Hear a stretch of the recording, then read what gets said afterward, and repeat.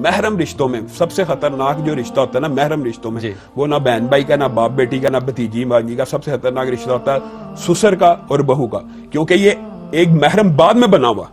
لیکن یہ محرم ہے، ہاں وہ لیکن نکاح تک ہے نہیں، سسر تو ابدی محرم ہے، اگر طلاق ہو گئی ہے سسر کے ساتھ تو نہ شادی ہو سکتی ہے، پھر بھی نہیں وہ طلاق اگر ہو گئی ہے تو سسر پھر بھی محرم ہے، یہی تو میں کہہ رہا ہوں یہ سب سے خطرناک رشتہ تو پھر یہ ہوا نا کہ جس کے اندر ایک محرم بنایا جاتا ہے، اور دیور محرم نہیں ہے، دیور محرم نہیں ہے۔ نبی کریم صلی اللہ علیہ وسلم نے فرمایا سب سے خطرناک غیر محرم دیور ہے۔ نبی کریم صلی اللہ علیہ وسلم نے فرمایا سب سے خطرناک غیر محرم رشتے دو ہیں اصل میں، ایک دیور کا اور ایک ہمسائے کا،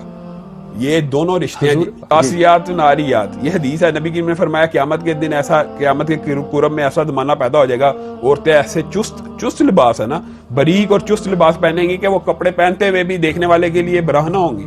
کہ جو اپنے جوڑوں کو ایسے بناتی ہیں جیسے اونٹ کی کوہانے آگ میں گریں گی۔ وہ ایک اگر گناہ کرتے ہیں اس سے یہ ثابت نہیں ہوگا کہ اسلام میں یہ گناہ جائز ہے۔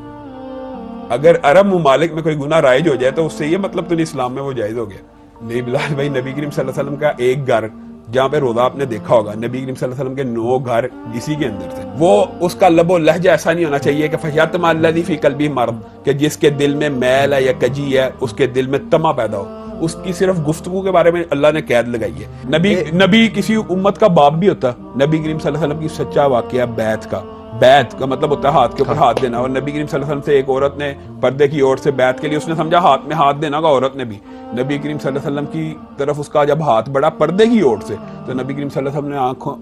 پہ ہاتھ رکھ لیا اور کہا محمد صلی اللہ علیہ وسلم غیر محرم عورت سے ہاتھ ملانا تو دور کی بات، اس کے ہاتھ کی انگلیوں کو دیکھنا بھی گوارا نہیں کرتا۔